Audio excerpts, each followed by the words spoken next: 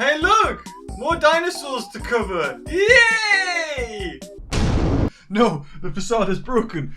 I actually hate dinosaurs. Oh god! Howdy, legends, and welcome to a special episode of Jurassic World Evolution 2, kind of speculation. As you may know, I uploaded 2 videos to the channel. Thanks to Frontier, I was allowed to play Jurassic World Evolution 2 again, so close to, you know, the release date, which I was like, oh, okay, yeah, sure, why not? I'm not gonna say no, am I? I wasn't the only one who played it, of course. Other YouTubers played it, and thank God they gave it to, you know, other, like, dinosaur YouTubers. I felt like with the first one, they gave it to a lot of random kind of, maybe popular YouTubers, but this time, they actually gave it to people who cover a lot of Jurassic World Evolution. I'm talking about, you know, like Evo Squared and Swerve, for instance. But when I played it, I knew that there was more that I could have tried out. No more recording. Why are we still here? Just to suffer. And it was only a matter of time on the embargo date for when all the footage goes live that footage will come out of what I'm looking forward to most, and that is carnivores taking on herbivores and all this other stuff that we've seen. Like, for instance, we saw the raptor species profile, raptors taking down a cyno. So I've decided to go onto the Jurassic World Reddit and see just what I missed. So here in this clip, again, I didn't credit who this was, so I couldn't tell you, but it's kind of interesting because as soon as that T-Rex hits that gate, when its head hits it, the male Rex, watch at the top here, even though the gate's already open, it starts sparking. So to me, that's like, you know, maybe there was some workarounds with the original Evolution where you could just make a whole wall of gates and they couldn't break out. But with this one, if the Rex or any dinosaur hits the gate and breaks it, I'm assuming the gate's part of, you know, the type of fence that you make, then the gate will probably just open. As soon as that's like as a fail-safe mechanism, even though it doesn't really make too much sense to make that a fail-safe mechanism. But that's quite interesting. Another little dynamic that, I mean, we didn't really ask for, but, you know, it's going to negate some things and it's going to make playing a little bit more interesting. Now they can actually open doors. This is from DM, which shows a Apache being hunted by a T-Rex. Now, this is really interesting because, for instance, with the original Jurassic World Evolution, dinosaurs had to line up and it was very obvious because, like, a dinosaur would literally turn on the spot and then wait for the other one and then they would both stop. So now I think what Frontier have done, I think what they've done is they've gotten better at hiding it. I think it's still that exact same system, and I was really hoping that somebody would have a Triceratops fight with a T-Rex just to see if they do still do the spinny spin, but we haven't got that. I could be completely wrong, and we're going to go into it because we see like pack huntings with Velociraptors and Paras, thanks to Connor, best in slot. We'll get into it in a second, but first we want to look at this one. So we have Apache Cephalosaurus. Now, what it seems to be doing is just running along. It's probably panicking because it's in the enclosure with the T-Rex, but there is a very clear, like, keyframe where they both lock onto each other and that's when it dies. It was a bit like that with the Carnotaurus with the goats in my original playthrough like a month ago or so. So here you see, and you see it just there. So we'll play it all the way through and see if you can spot it too, where the lock-on happens. And there you go. An interesting kill. Very similar to the way that it would probably kill a Struthiomimus. I think it stepped on its head and, like, pulled out. So you have the T-Rex charging over. The Pachycephalosaurus is on its own, you know, it's doing its own thing. Why'd you... There we go. Okay. God. Reddit player, man. You're awful. So you have the Apache running along. The T-Rex runs into it. And bam. There it is. That moment right there. It's very subtle, but the Apache gets pushed forward, or pushed to the side, I should say. I don't know if I can put it in slow-mo, but you see it, like, it's running very clearly here, and there it was. That, like, quick speed up with the Apache. The T-Rex, I don't know if the T-Rex speeds up, but the Apache does. If you look at its step, we'll count the steps. So you got...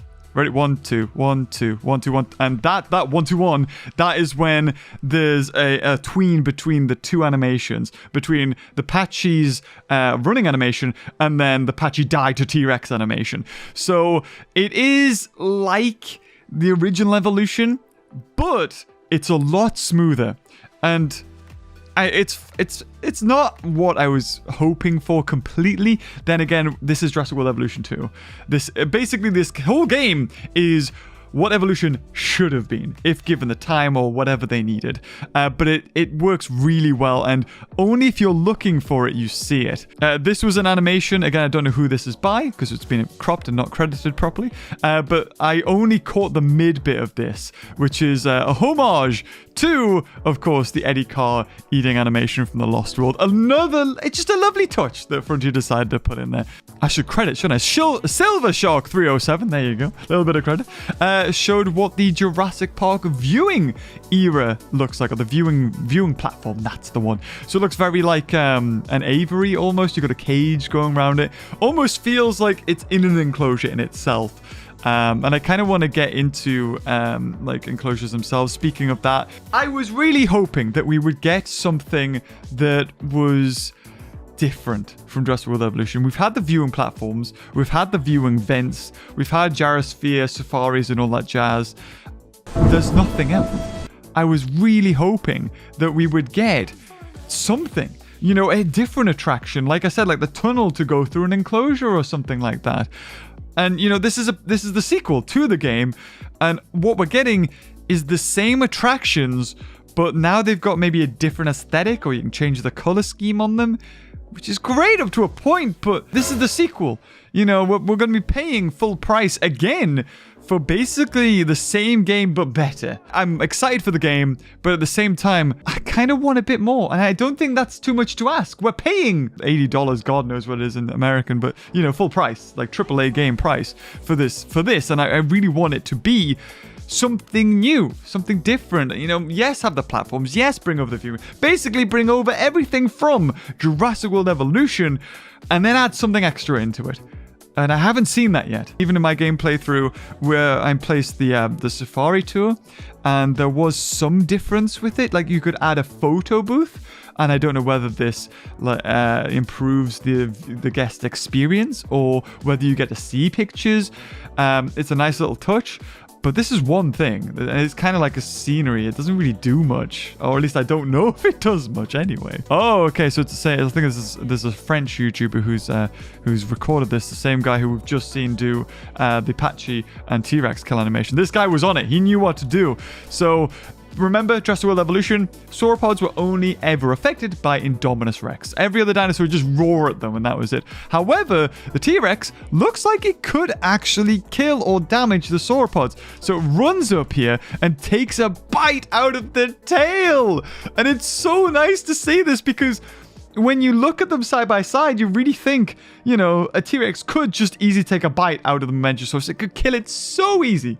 Now, I don't know whether, you know, these are to scale, whether Mamentosaurus was so much bigger, it really wouldn't, you know, T-Rex wouldn't be able to harm it. But in Jurassic World, what we're seeing right now, it makes sense for this to happen. So the T-Rex bites the tail and then goes for a nibble on the front leg there. Now, it doesn't seem that the Mamentosaurus has any damage or any notification comes up. Actually, there is a notification that comes up. But, oh, it's already there. This is a low health, in danger, I think, thing there, notification. But because these dinosaurs haven't been checked up on, that might be a reason why we don't know if it's been damaged at all. I would assume, you know, a bite on the tail and a bite on the leg from a T-Rex would probably lead to some sort of fracture, cut, or something that would, you know, we will need to address by sedating it, taking it to the car wash, and then seeing what the damage was. But just a lovely interaction there, and we see it from a couple of different angles here. Beautiful, absolutely beautiful. You got a T-Rex stomping on another T-Rex's head, and it looks like this Mamentosaurus did die from the multiple attacks from the T-Rex. That's interesting. So, here we go. Oh god, that wasn't very good. Again, were we on normal speed? Oh, we are on normal speed. This is something I want to talk about. Every time I've recorded Jurassic World Evolution 2, whenever it's come to an animation, it's been a bit weird. The Carnotauruses were like jousting each other, but with social distancing involved, and the T-Rexes were phasing through each other when they were doing some sort of play animation. So strange. But here we see what really looks like herd behavior from the Paras. which I'm so happy. That's something that I don't know if anybody's mentioned. If we just take this footage back, I'm going to take it back a fair bit there. So let's see when okay, so this is normal. Remember, this is normal speed T-Rex going from a Mamenchisaurus. Does it look normal speed? No. But you'll notice the paras are herding together. They're all going the same direction. That is brilliant. I love that. Another lovely little touch. I think it really felt as though, you know, when it came to, the paras running away or just in any herbivore, they were all, you know, their own minded creatures. They were all going different directions to get away from this. But seeing the paras there in a herd running away from a T-Rex threat looked so good, and that's something I didn't even know that I was going to find today. Okay, this is what I was talking about. I think this is probably the same guy. No, this is Evo Squared. Evo Squared. I recognize the sub button there. This is her footage, I'm assuming. Now, this worked. For me, I don't know what it is, and I'm glad that somebody got it working, because going into this, I was thinking, well, none of the animations work.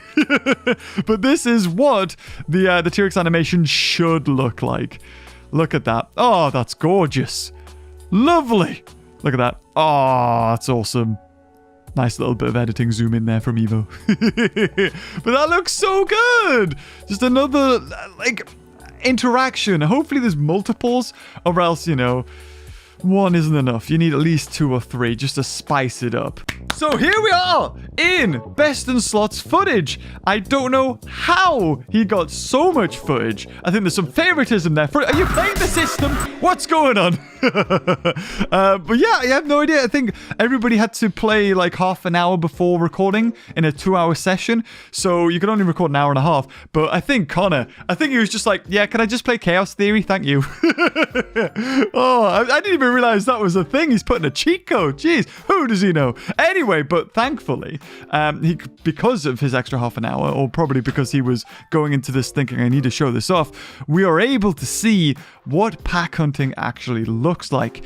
And I am going to go into this blind, basically, like maybe some of you, because I've seen some bits, but then I haven't made my mind up whether I like it. I mean, I like how it looks, but anyway, let's just play. So here we see a raptor who's already pounced on a Parasaurolophus, and the para really doesn't look too fussed. It's like, oh, you're on here. But we got another raptor running over here, and I think that's a goat over there. So the para's standing still. The raptor actually jumps off, decides to jump off, and then jumps back on. Another raptor also piles on. They keep on jumping on and off. Now, this is where stamina might come into it. And I was wondering why we have a stamina stat now. But it could mean that maybe if a herbivore has a lot of stamina, then it can tank these kinds of attacks. And the raptor might die. But look at that. It jumped right on its head. Wow. Okay, so and then it's down. So the para there really didn't stand too much of a chance.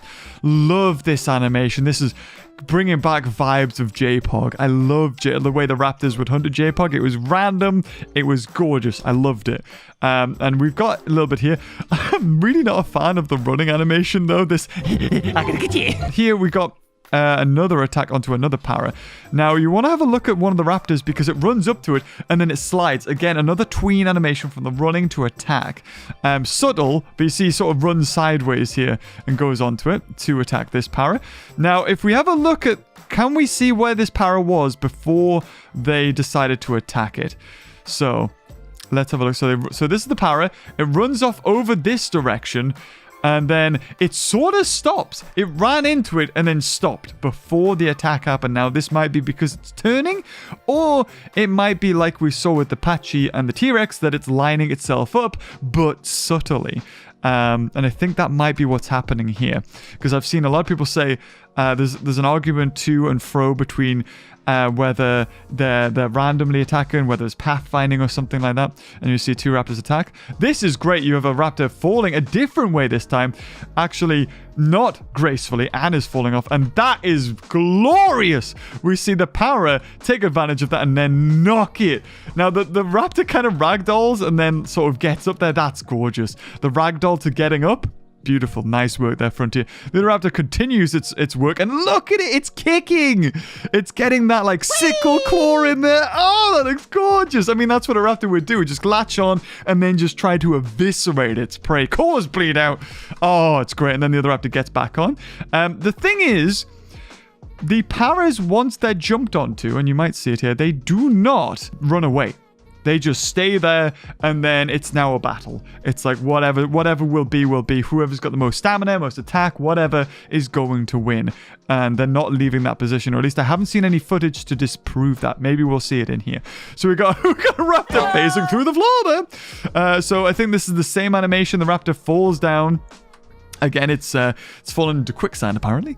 And then the para does the same kick to it and knocks it away. So there's an animation for it to gracefully jump off. And then there's an animation for it, maybe when its stamina's low, then the herbivore can take advantage of that and then deal some damage back to it. So a raptor that's hunting by itself needs to have great stamina or great attack in order to take down a herbivore by itself. Otherwise, it might not. So this one here, I don't think it's had a problem yet. It's probably got great stamina. This one jumps back on. The one that doesn't have great stamina falls off again and gets kicked for the third time and ragdolls. So maybe this raptor's already hunted a few paras. Its stamina's ran out and now it can't disembark gracefully and gets kicked. This one, however, still has its full stam. So, and there we go. Another dead para. We've got one coming on over here. That one dies too. Unfortunately, I didn't see that one run for it. This one's in the corner grooming itself. Quite lovely. But it's not moving. Not running. I don't know whether the raptors will go for it, but wow. Oh, and then we see, sometimes you see these weird animations kind of happen. And then it's kind of odd because they're not going for the target. What's happening here, there's 3 raptors, and you can tell the AI is going, you go there, you go there, you go there, para, come over here, and it's like stage directions, and they have no idea where they're going. That's why you see this para, like, back up randomly. Like, why would a para just go, see, just go back? It wouldn't do it. And then if you look at these raptors around here, this one goes to the left, kind of almost glitches out the fence there. And then these ones, they need to get in their positions, follow this raptor right here.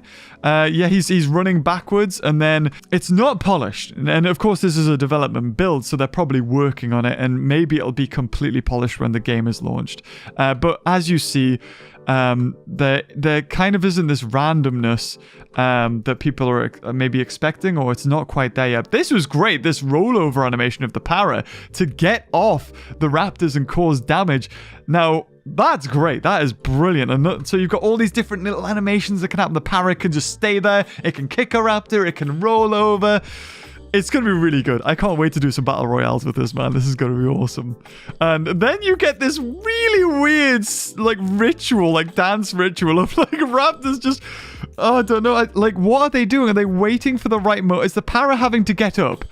Okay, para gets up, and there we go. That's when it jumps on, once the para does that. And then again, you've got the knockoff animation. That was lovely. This little animation that happened right here was a lower animation. Yeah, so the para fell down and then knocked the raptor off. So maybe, if, like I said, the herbivore has more stamina, the raptor will not latch on. But gorgeous. Again, another kick. Now, I did watch the rest of Best in Slots play, or like I saw a clip of this, and his raptors ended up dying. And I think that might be because they took damage from this. I'm really not too sure. Yeah, that is weird. That is so strange. Now, it'd be really cool because you see what happens here. There's a raptor latched on the side on the left. Now, the para decides to flop over, crushing these 2 raptors. If we have a look. Yeah, look at that. But I think all the raptors are okay. They get up and they're completely fine. And then you get this like, which way we're gonna grab on? And then it just so dies. It's odd. It really is strange. But we have seen now what pack hunting looks like. It works. Maybe a little bit janky, but it's much better than one raptor takes out a para every time. Another thing that happened that I did in my playthrough was unlock. I think I was really focusing on just trying to finish San Diego and see if there was anything in particular that happened. But when you get to a certain star rating, I think it was 3 stars or something like that. I think I got 2. You're allowed to expand your islands. Now, this is probably what happens in challenge mode. This is probably what happens in campaign and chaos theory. I would assume that But in, what's it called? In Sandbox, you probably just get it all unlocked already. Adds another air of progression to it. So you have to start out small, and then as you get, you get bigger, you unlock more space, more dinosaurs, and that, yada, yada, yada. And compies still get transported by helicopters.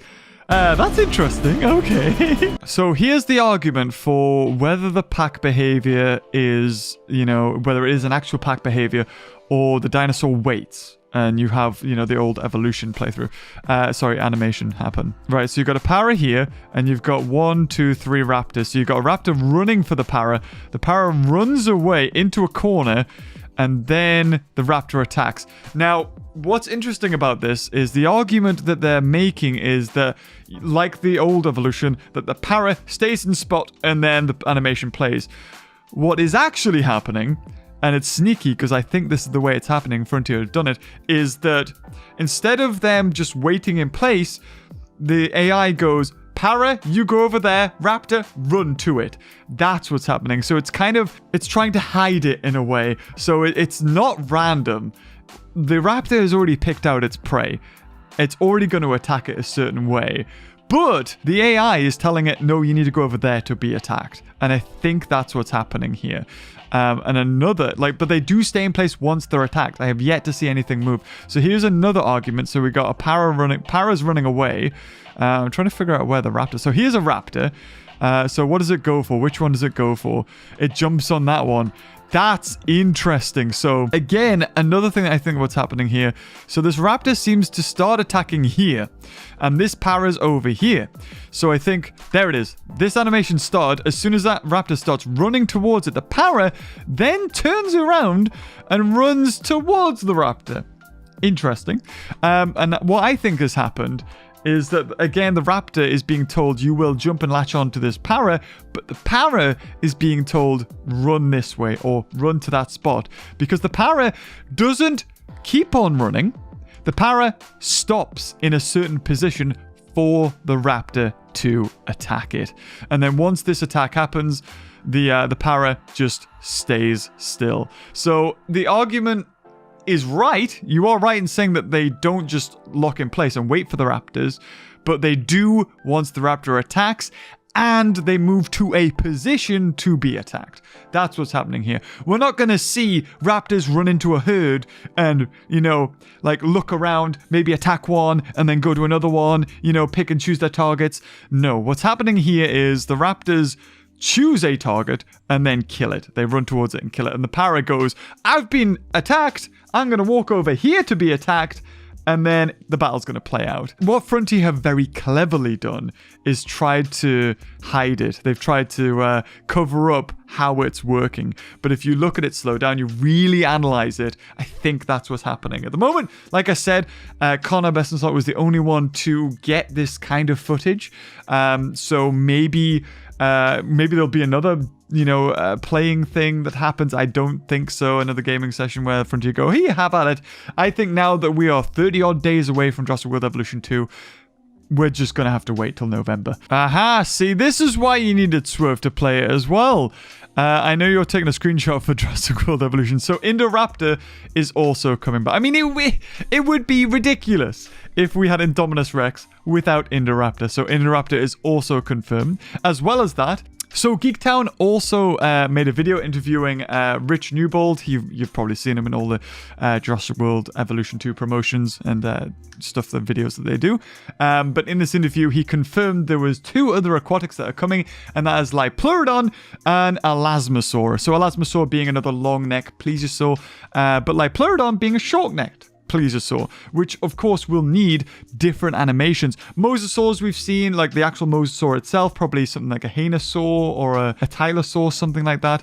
And of course we've seen like the long neck plesiosaurs like Plesiosaur, Attenborosaurus, and now Elasmosaurus. I'm assuming they'll have the same animations. But Liopleurodon will probably need a different animation, so it'll be interesting to see what they do there. Footprints are another lovely touch. I noticed that when I was editing my video, so if you look at the T-Rex, it's leaving loads of footprints. Something, again, just really makes them feel more alive and adds weight to them. But Anyway, if you've enjoyed this video, leave a like. If you are hyped for Jurassic World Evolution 2, of course, like when it comes out, of course, we'll play it, we'll do the campaign, we'll do all sorts of things. Everything that you can expect from Jurassic World Evolution, we'll do it in this one, of course we will. But if you enjoyed this video, I've probably said it a million times, leave a like, and until next time, I'll see you cutie beaver babies later. Bye-bye.